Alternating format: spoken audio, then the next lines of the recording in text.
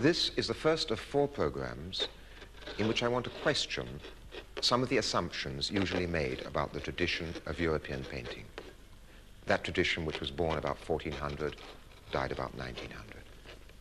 Tonight, it isn't so much the paintings themselves which I want to consider as the way we now see them, now in the second half of the 20th century, because we see these paintings as nobody saw them before.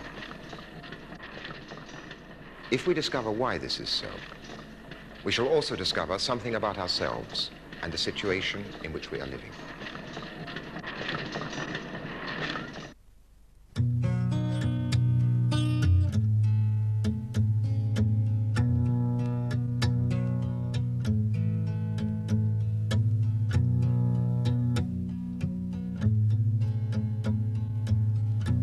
The process of seeing paintings or seeing anything else is less spontaneous and natural than we tend to believe. A large part of seeing depends upon habit and convention. All the paintings of the tradition used the convention of perspective, which is unique to European art. Now, perspective centers everything on the eye of the beholder. It is like a beam from a lighthouse, only instead of light traveling outwards, appearances travel in. And our tradition of art called those appearances reality.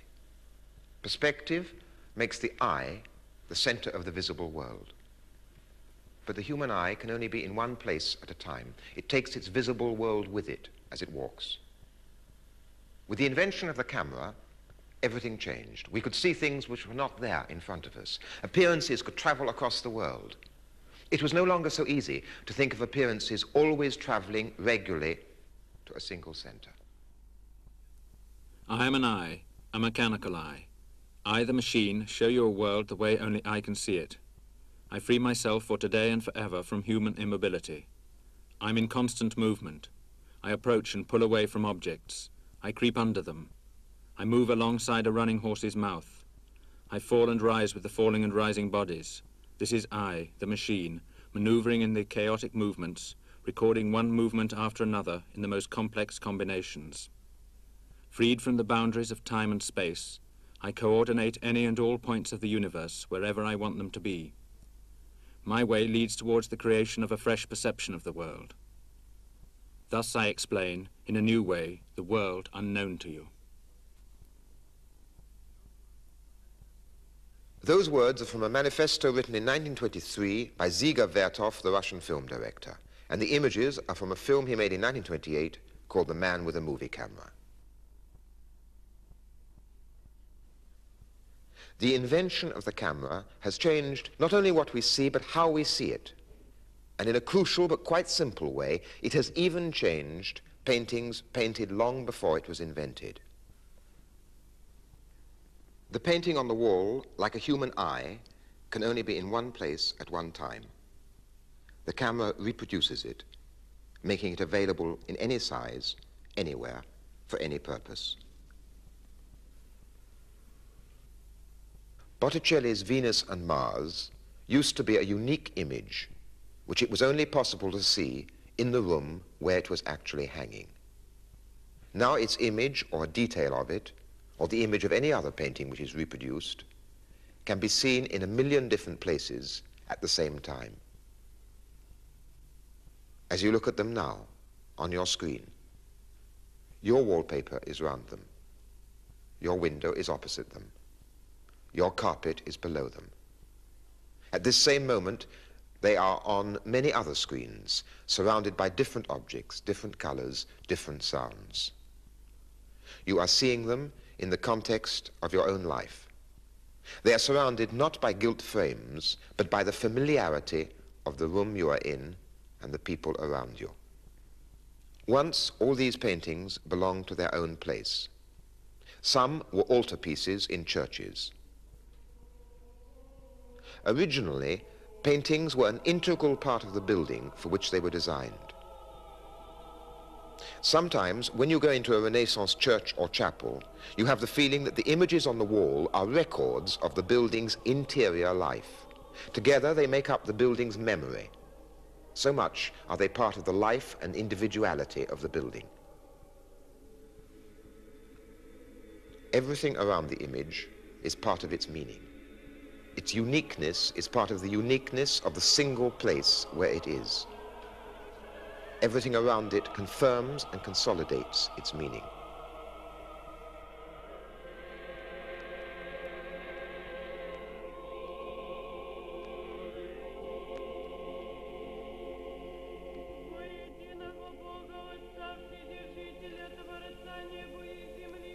The extreme example is the icon.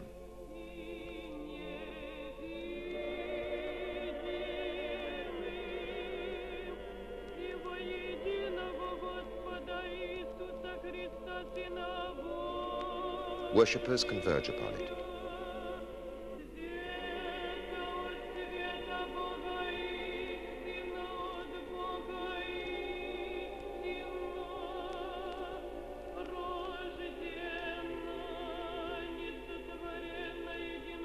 Behind its image is God. Before it, believers close their eyes. They do not need to go on looking at it. They know that it marks the place of meaning.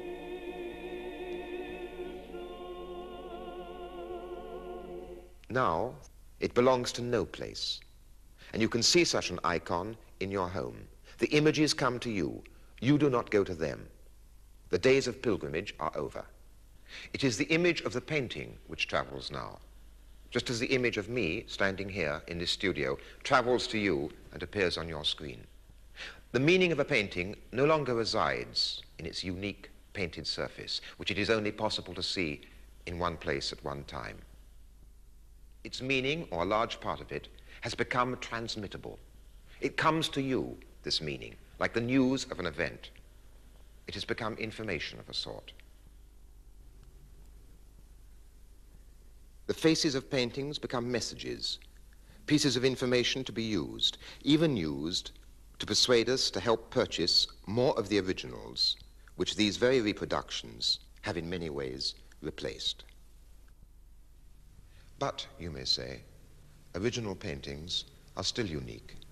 They look different from how they look on the television screen or on postcards. Reproductions distort. Only a few facsimiles don't. Take this original painting in the National Gallery. Only what you are seeing is still not the original. I'm in front of it. I can see it. This painting by Leonardo is unlike any other in the world. The National Gallery has the real one. It isn't a fake, it's authentic. If I go to the National Gallery and look at this painting, somehow I should be able to feel this authenticity. The Virgin of the Rocks by Leonardo da Vinci. It is beautiful for that alone. Nearly everything that we learn or read about art encourages an attitude, an expectation, rather like that.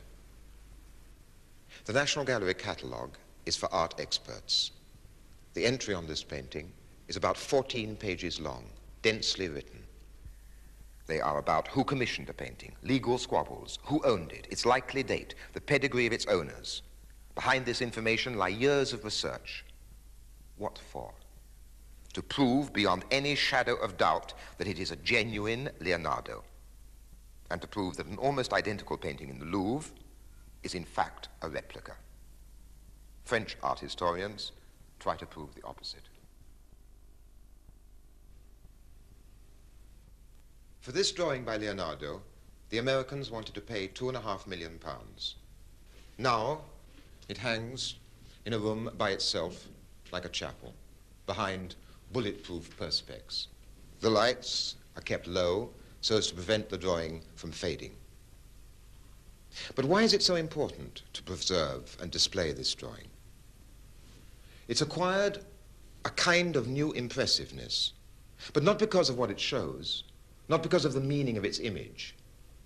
It's become mysterious again because of its market value. And this market value depends upon it being genuine. And now it is here like a relic in a holy shrine. I don't want to suggest that there is nothing left to experience before original works of art, except a certain sense of awe because they have survived, because they're genuine, because they are absurdly valuable. A lot more is possible, but only if art is stripped of the false mystery and the false religiosity which surrounds it.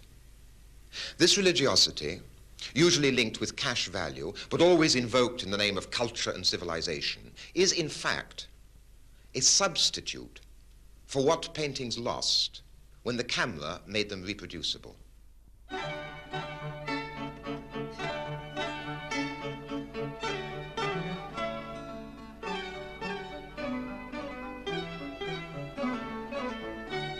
The National Gallery sell more reproductions of this Leonardo cartoon than of any other picture.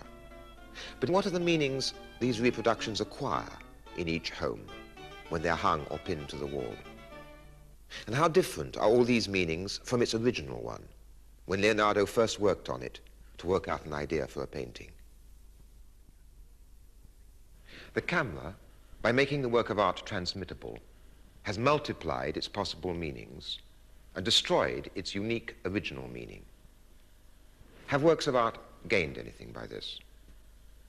They have lost and gained. Let me try to explain how.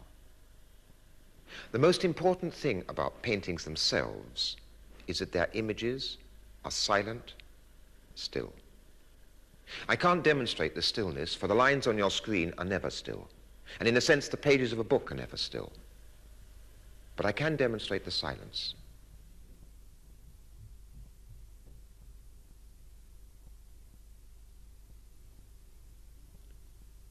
Occasionally, this uninterrupted silence and the stillness of a painting can be very striking.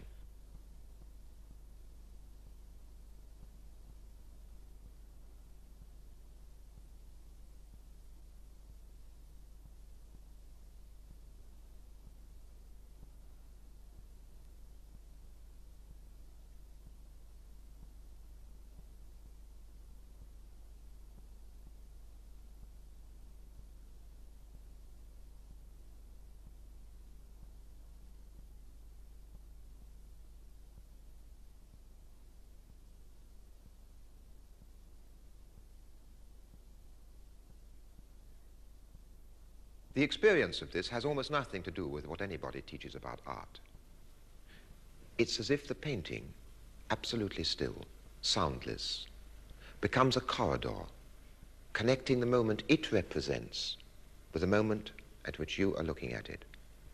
And something travels down that corridor at a speed greater than light, throwing into question our way of measuring time itself. Because paintings are silent and still, and because their meaning is no longer attached to them, but has become transmittable, paintings lend themselves to easy manipulation. They can be used to make arguments or points which may be different, very different, from their original meaning. And because paintings are essentially silent and still, the most obvious way of manipulating them is by using movement and sound. The camera moves in to remove a detail of a painting from the whole. Its meaning changes. An allegorical figure becomes a pretty girl anywhere. From being part of a strange poetical world of metamorphosis, a dog can be turned into a pet, not unlike the dog of his master's voice. The meaning of a painting shown on film or television can be changed even more radically. This is a painting by Berger, or rather a reproduction of a painting by Berger, of the road to Calvary.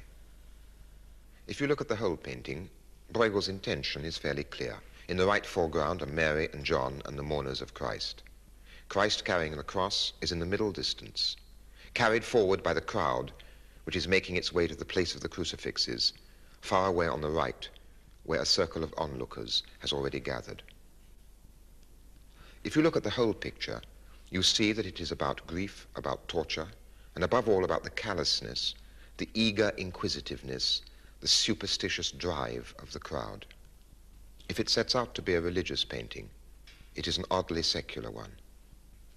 But the difficulty is that on a screen, if you keep the whole painting in view, you don't see very much. You have been waiting impatiently for the camera to go in to examine details. Yet, as soon as this happens, the comprehensive effect of the painting can be changed. For example, it is possible to isolate and show the details in a way that makes the painting look like a fairly straightforward devotional picture.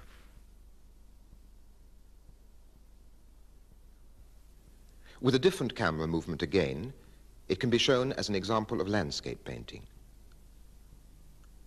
Or details can present it to you in terms of the history of costume or social customs. Most easily, it can be presented as a story. The two thieves being carted to the place of crucifixion, Christ carrying the cross. In a film sequence, the details have to be selected and rearranged into a narrative which depends on unfolding time. Yet, in the painting as a whole, all these elements are there simultaneously. In paintings, there is no unfolding time. As well as by the movements of the camera, paintings are modified and changed by the sounds you hear when looking at them.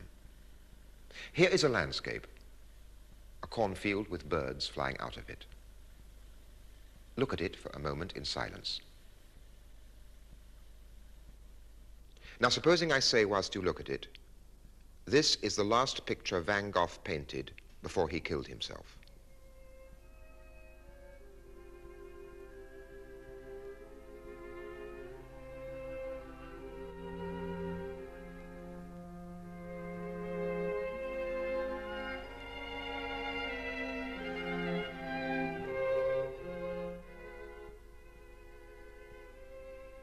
Words you notice consciously.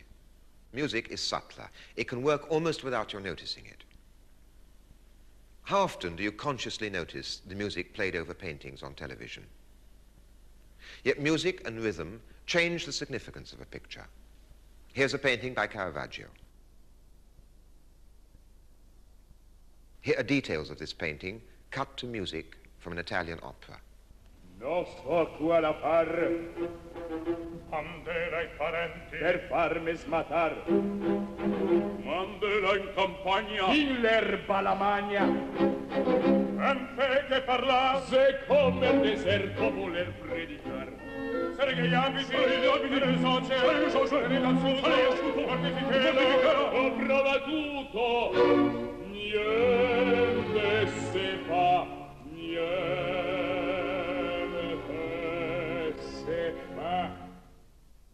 Now cut to a religious chorale.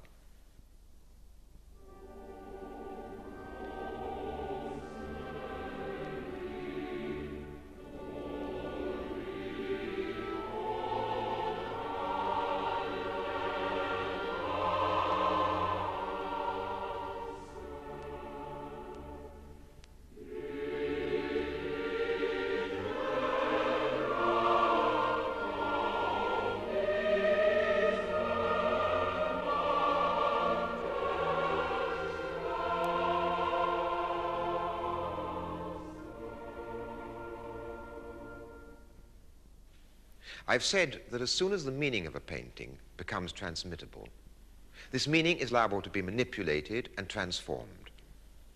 It's no longer a constant. It's changed by the camera which moves, by words put around it, by music played over it. Now lastly, paintings can be changed in another way. When paintings are reproduced, they become a form of information, which is being continually transmitted, and so there they have to hold their own against all the other information, which is jostling around them to appear on the same page or the same screen.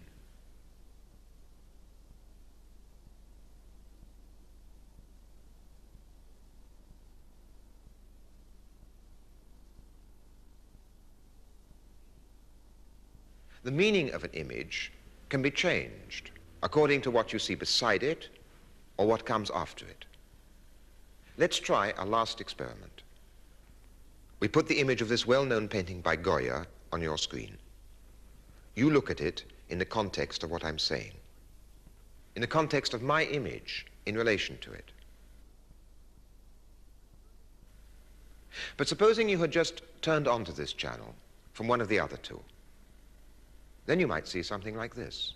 Some years ago, up in the mountains that were wide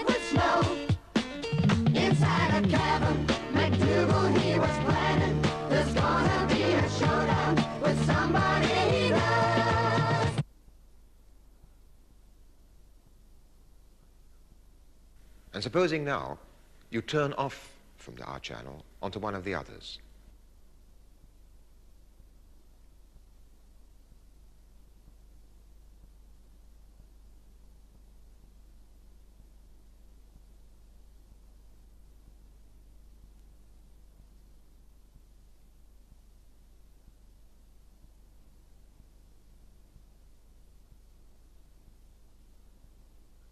Each time, the impact of the Goya is modified. I've now emphasized the ways in which reproduction makes the meaning of works of art ambiguous. This is not as negative as it necessarily sounds if we realize what is happening. What it means, in theory, is that reproduction of works of art can be used by anybody for their own purposes. Images can be used like words. We can talk with them. Reproduction should make it easier to connect our experience of art directly with other experiences. You can sometimes see how naturally this begins to happen when, for instance, children or adults pin up reproductions alongside snapshots or their own drawings or pages from magazines.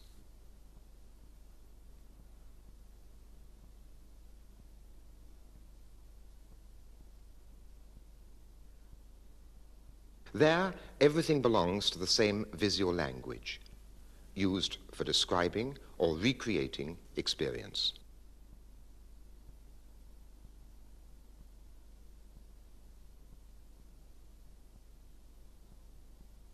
What so often inhibits such a spontaneous process is the false mystification which surrounds art.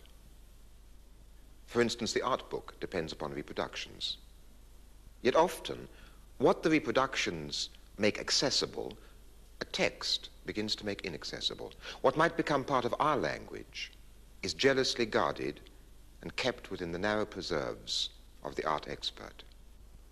These last two great paintings by Frans Hals portray the governors and the governesses of an almshouse for old paupers in the Dutch 17th century city of Haarlem. Hals, an old man of over 80, was destitute. Most of his life he had been in debt. During the winter of 1664, the year he began painting these pictures, he obtained 3 loads of peat on public charity. Otherwise, he would have frozen to death. Here, he paints the official portraits of the administrators of such public charity.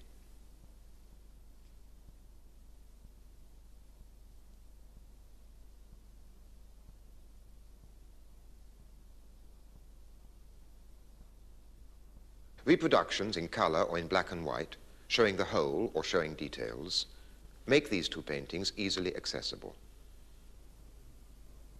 Yet this is how these images are introduced. Each woman stands out with equal clarity against the enormous dark surface, yet they are linked by a firm rhythmical arrangement and the subdued diagonal pattern formed by their heads and hands. Subtle modulations of the deep, glowing blacks contribute to the harmonious fusion of the whole and form an unforgettable contrast with the powerful whites and vivid flesh tones, where the detached strokes reach a peak of breadth and strength.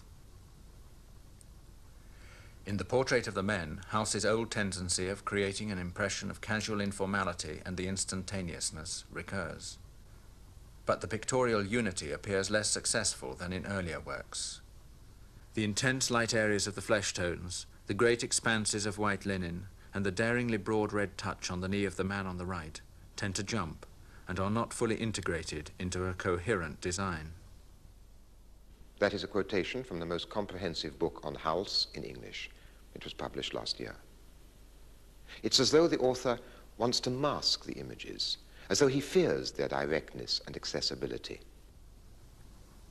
As in so many other pictures by Hals, the penetrating characterizations almost seduce us into believing that we know the personality traits and even the habits of the men and women portrayed. And in the case of some critics, the seduction has been a total success. He speaks of seduction disparagingly. Yet what is this seduction? It's nothing less than the painting working on us. If the characterization is, as he says, penetrating, it penetrates to reveal something. It's as though he doesn't want us to make sense of it in our terms. And when he sums up, he resorts to meaningless generalizations. We attempt to control the powerful impact his paintings make upon us by considering the tradition in which he worked and the range of possibilities open to him. The effort only increases our admiration for Halse's unwavering commitment to his personal vision, which enriches our consciousness of our fellow men and heightens our awe for the ever-increasing power of the mighty impulses that enabled him to give us a close view of life's vital forces. This is mystification. Children, until they are educated out of it and are forced to accept the mystifications, look at images and interpret them very directly. They connect any image, whether from a comic or from the National Gallery, directly with their own experience. I showed a reproduction of the Caravaggio to a group of school children. I think it could have been they stole the food. And one of them saying, I'm not going to eat it, it's stolen food. And he's going, why not? Something like that. Do you think he wants to get up? Yeah. He looks as if he's a bit Just about to pass the table. He's being all romantic and she wants to go away and do something. I think that might be Jesus. What makes you think it might be Jesus? Well, he's in the center of the table and he looks like he might be a leader of some kind. Looks like a sheet to me. And they've got the food on the table there. Yes, but they haven't got bread or wine. And some Yes. What do the rest of you think about him saying that it might be Jesus? I don't think it's Jesus. He's got his own opinion. Could be. Some of you think it's a man, and some of you think it's a woman. I think it's a woman. I think it's a woman. You can tell. Because it's got, I think it's too fat to be a man. It looks as though they're all going to jump out and kiss her, because look, she just says that. And he's got his arm out to cuddle her, and he's jumping up and run round. I think it's a man. I think it's a woman. I think it's a woman. There's no bristles even. Yes, but he hasn't got any bristles. He got a moustache. Yes, but he hasn't got any bristles. But no, not quite all, but most of the boys thought that he was a man, and most of the girls, you thought she was a woman. I'm not sure. And you said she was perhaps both. Because they were really looking and really relating what they saw to their own experience, they recognized something that most adults wouldn't. Without knowing the artist's name, let alone anything about Caravaggio's life, or the fact that he was a homosexual, they immediately saw how sexually ambivalent the principal figure was. I can't pretend to the clairvoyance of children, but in the next 3 programs, I'm going to try to relate the experience of art directly to other experiences, and to use the means of reproduction as though they offered a language, as though pictures were like words rather than holy relics.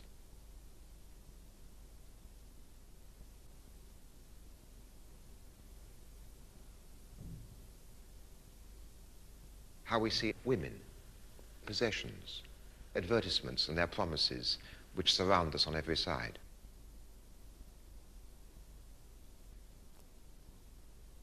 But remember that I am controlling and using for my own purposes the means of reproduction needed for these programs. The images may be like words, but there is no dialogue yet. You cannot reply to me. For that to become possible in the modern media of communication, access to television must be extended beyond its present narrow limits. Meanwhile, with this program, as with all programs, you receive images and meanings which are arranged. I hope you will consider what I arrange, but be skeptical of it.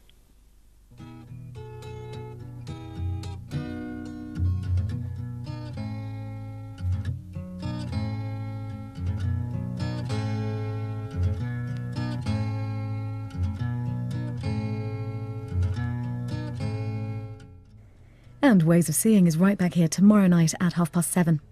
Next tonight, we have a whole stack of monitors for you, beginning with a chat with one of the most iconic film directors and actors of all time.